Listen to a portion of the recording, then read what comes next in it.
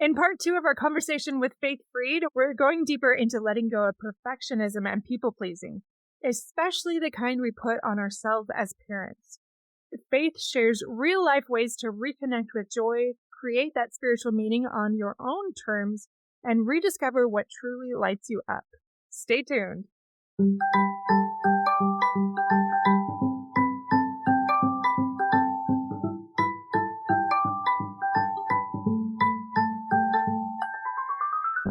Welcome to Fulfillment Therapy. I'm Kendra Nielsen, wife, mom, and licensed therapist. Do you ever feel like you're doing everything right, but you're still exhausted and empty? Did you think life, marriage, and parenting would be simpler and more rewarding? Sometimes you just want to crawl back into bed and lose yourself in screen time and chocolate, rather than face that personal or family stress. You are not alone.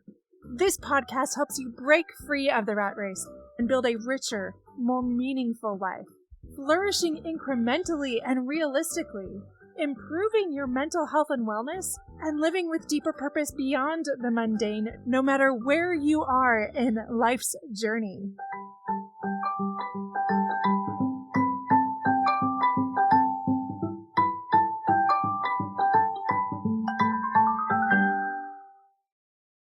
What thoughts do you have on that people-pleasing aspect and how you can get to that point where you can give yourself permission? Because for many listeners, that might feel too daunting.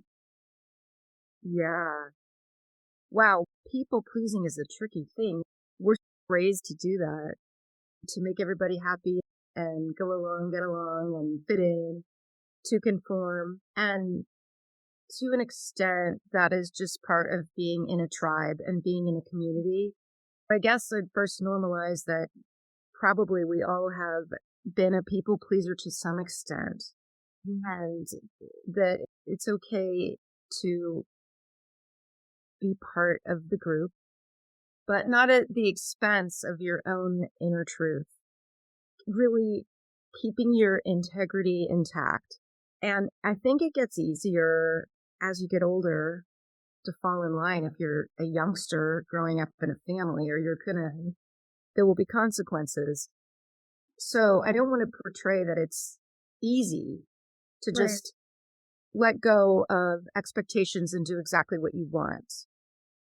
But in terms of a spiritual path, my thinking is that when I hear you, Kendra, can you carve out some alone time to sit in solitude and contemplate this and get in touch with your own essence? And I think that there has to be a little quiet and alone time for that to happen. Do your pleasing if you must, but never lose track of yourself. Even as you are complying and dutiful, remember to check in with yourself. And like you said before, your body is such a good indicator. We have lots of signals if we pay attention to how, and you don't want to overgive. That just leads to resentment. So too much giving isn't good either. It's give to others, give to yourself. And then I think if you can retreat and take some time to tend your inner garden, give to yourself, give to your soul, and that may feel luxurious because you're not doing something, you're not taking a nap because you're tired, you're not meditating because that's good for you. It's just taking some time to soul search and daydream.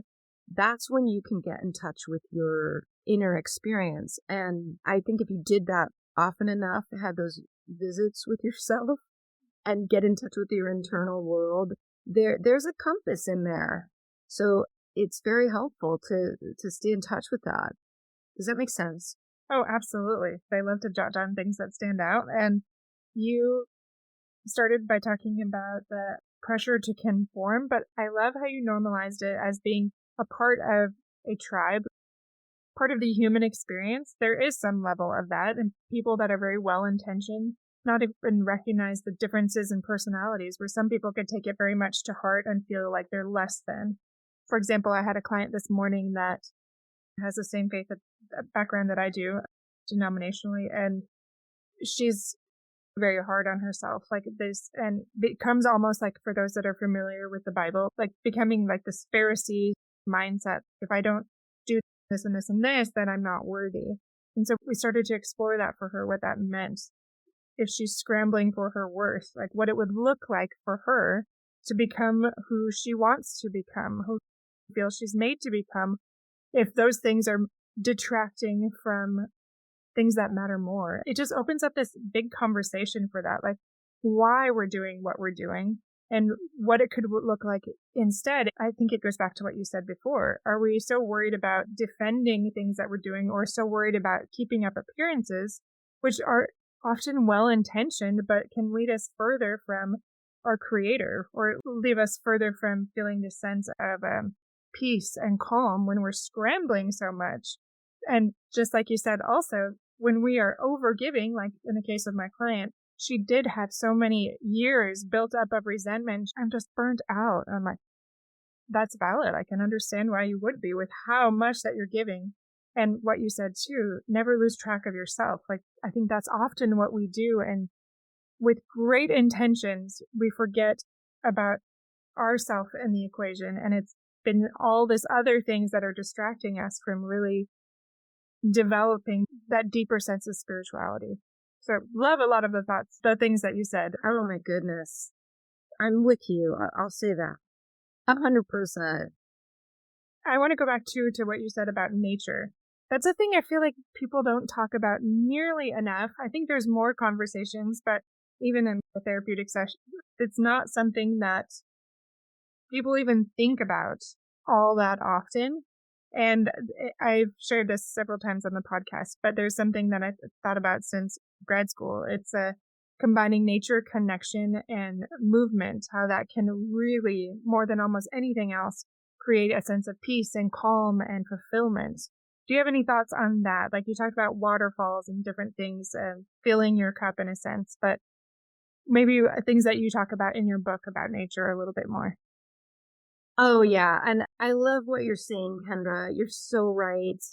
It sometimes, if I think, okay, I've got to do something for my health, physical fitness wise, and I've got to do something for my spirit.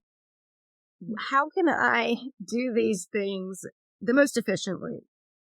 It's going to be in nature, exercising. So maybe even yoga also is a way to do both as well. But if you take a hike outside, I know it's not sunny where you are right now. I'm sorry. If you let's just go with the hike for a second. This is such a multi-sensory experience because you have the beautiful view and you have the touch of the air that's hopefully a nice temperature and the scent of whatever it is that you're out in nature, the trees and the flowers. And it's a sensual experience for your body. And then it's so calming for the mind. Just that right, left. You're basically doing, for the therapists, the bilateral stimulation of right, left, which is very calming and soothing to the mind and helps you to just process things. But if you're present enough, then you can stay immersed in the moment, and it really takes you out of the overthinking mind. If you're careful, I think that takes some doing sometimes. So the endorphins combined with the elements, it's going to lift your mood, make you feel good. And I think it does get you into that soul and spirit because nature is such a good connector. It just reminds you we are just one of the many creatures, one of the many living things that we have to be awed by, and we're just part of it. And it's humbling. And also nature has that sort of quality of being way beyond the imagination. The weather, the mountains, just the intricacy of nature. It's so awe-inspiring that it reminds us that there's so much in this mystery of life that we can't explain or comprehend. So that, I think, brings you closer to your source. And then For you, Kendra, since you cannot probably enjoy the outdoors today, perhaps, you know that yoga is similar, and that's not the only one. There are other mindful exercises that you can do, but that idea that you're present enough to be mindful during the whole practice when you're also using your body, there's something about that's very uplifting and spiritual and nourishing beyond just doing physical fitness for its sake alone. Yeah, absolutely. That's one thing that I'm excited to tap more into. And sometimes I have to travel to get some of those needs met. But yeah, I still go outside, but it's definitely not to the level as it is when the weather's a little bit nicer. I'm not going to lie. I grew up in the Midwest, and there is something that is so cool about snow and rain. And I don't know why it's called bad weather, because it's so beautiful. But I understand anything for too long is a drag. Right. Yeah. No, absolutely. I appreciate it. And I love that other perspective too. For somebody that the weather doesn't change as much, you do appreciate these things. And it's something that I do see the beauty in it for certain times. But I do want to go back to what you were saying earlier. This is in the beginning about a playlist. I think you called it build your own playlist, or when it comes to spirituality. Can you tell us, if we were to look at your current playlist, what would be on it right now, and what maybe practices that you're doing that feed your soul? Okay. Again, this gets into what is the recipe. Mm-hmm. And isn't that the culture that we live in? It's, here are your 3 steps for a happy day. Mm-hmm. Set yourself up for a great week by doing 1, 2, 3. So what I said already is I do the 11-11, which is a classic. And if I miss 11-11, it's okay. I can take a minute to be spiritual at 2:22. So this is where I am not rigid with myself. Mm-hmm. There are times I'd like to wake up and chant, okay? Or sing. I can't always do that if I have a client or a meeting. So what do? Maybe I light the candle and set the intention to return to that when I have time. And maybe I do that 10 minutes before I know that someone's going to knock at the door. And so what I'm sharing with you is really the flexibility that I give myself. Mm-hmm. Because I think that, as an example, when I was 16 years old in Omaha, Nebraska, I learned transcendental meditation, which was really out there back then. And they wanted me to meditate 20 minutes a day, first thing in the morning, and then another time later at night. And while I really loved meditating and could certainly reap lots of benefits from it, I wasn't very good about the rigidity of the kind of prescribed way of doing it. So see, it's a DIY situation here. So now I meditate when I can. And true, I don't do it every day. So I probably should take a note from their book, but it's just not me. And I also don't always use the mantra. So it's not TM anymore. It's just me meditating. But sometimes I might use my mantra. And so I guess it sounds like a big old mess, but if you're going to cook dinner tonight, you see what groceries you have, and whatever you're going to use, you're going to nourish yourself. So that's sort of my DIY. Yeah. One thing I like about that is it speaks to different personality types, because I tend to be, I just retook the Enneagram or Myers-Briggs for those that like it. I would love your Enneagram type, Kendra.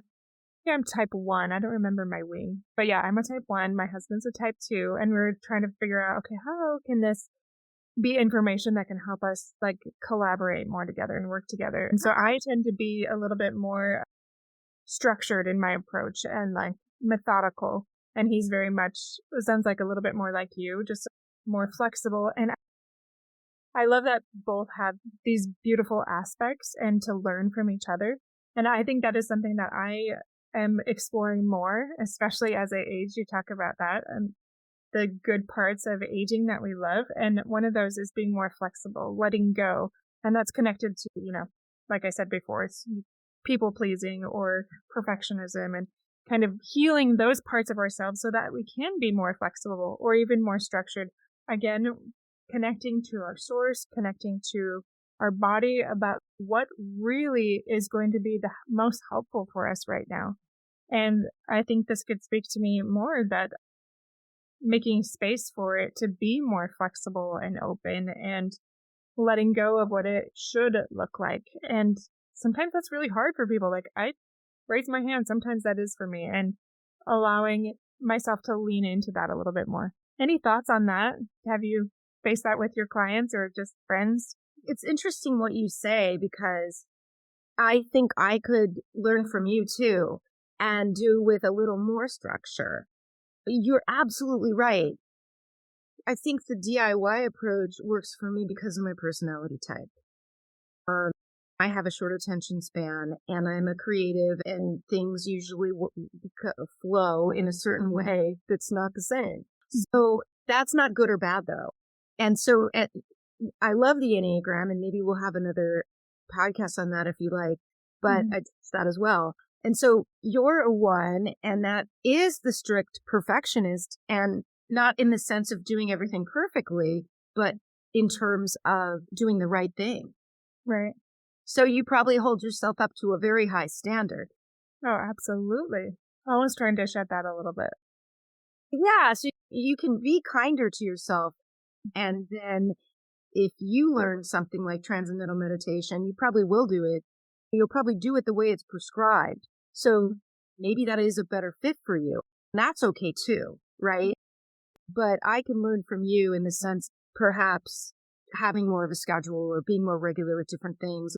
Just as you point out, I love the Enneagram. There are 9 types. So imagine, and of course, each of those has a subtype. So then you have 27 types, not to get too much into it. But the point being, people are so different that what works for one isn't what is going to work for another all the time. And then you have a household which is full of all these different types. You really got a challenge on your hands. So I think just keeping an open mind, and I love that you're willing to say, hey, maybe I can be a little more flexible. Whereas I'm saying, hey, maybe I can be a little more structured. And that's good too. But at the end of the day, we're only going to do what works. So it's finding this is, I think, what is juicy and important. Yeah, definitely. I just want to reiterate some of these things that you've talked about today. So how nature is that portal to the divine, and how thinking about what's soothing to your soul, exploring maybe ways that you can be more flexible and never losing track of yourself, exploring maybe that overgiving and how that leads to resentment, and even normalizing some of those things, that pressure to conform, and how that can be part of being part of a tribe, and how there's aspects of that are normal. And what else can we do moving forward? Just reconnecting to that divine, exploring what your playlist is and not overthinking it, especially from ones maybe. But giving yourself permission. There's so many beautiful things that you said today. I'm curious if you could, in closing, maybe share some way that you've deepened your fulfillment lately. You talk a lot about spirituality, so maybe it has something to do with that, or maybe it's something else. And then also where we can find you and your book. I would be happy to. We talk about self-care as therapists, right? And what I've noticed in having a book coming out is the busyness. And not just that, but you know how everything happens all at once? Mm-hmm. Yeah, life happens. Like I'm doing a remodel and moving out of my office and all these things, right? All at once. And I think that the most recent tweak I've made is saying no and coming back to myself. Yeah. And for me, it's an act of love.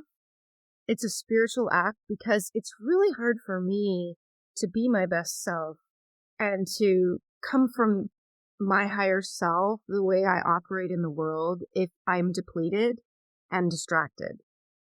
Rescheduling things and taking things off my calendar and seeing my friends, doing things that fill my cup rather than buying into that sort of workhorse mentality at the expense of my good balance of health, fitness, spirituality, and self-care. Yeah. There you go. I suggest that in a way that is inviting other people to look at that, because I think it feels so good to do less. As far as where to find me, DIY Spirituality, Chart Your Own Sacred Path is the name of the book. And actually, I have a website dedicated to that, DIYspirituality.com. Now, if you want to find me, it's faithfree.com. But either way, you're in the same place. Okay. Well, I appreciate that. And we'll put that in the show notes. And I just want to reiterate some of those last things that you said too. Saying no is an act of love. And I have learned that more and more. I love it. That's why, personally, why I stick to a personal planner, because I always have the good excuse to be like, I'll get back to you. And I sit on it for a while. Do I really want to say yes to this? Gives me enough time to explore it and then respond in a more informed way or a wiser way. And then also your best self is like filling that cup, and it feels so good to do less. And I can definitely agree with that. I simplify every year that goes by. I'm like, I think that's something that I can shed. I don't have to fill it all up. And when I fill it up by saying yes, what am I saying no to? That's more important. So really appreciate you ending with that today. It was such a delight to have you on the show today, Faith. Thank you for coming on. Oh, Kendra, my pleasure. Thank you for doing this podcast that helps so many people and inspiring us with all of your recordings and with what you bring as well.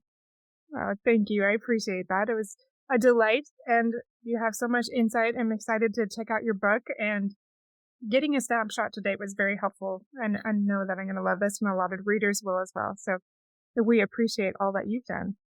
Thanks, Kendra. Thank you so much. It's been a pleasure.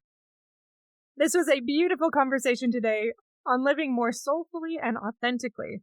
If you're ready to create more peace and purpose in your own life, head to fulfillmenttherapy.org to learn about individual coaching, internships, or upcoming events that can support your growth. You can also follow us on Instagram and Facebook at Fulfillment Therapy, or email us anytime at hello@fulfillmenttherapy.org to connect or share what's inspired you most from today's episode. We'll see you back here every Monday with new episodes. Until then.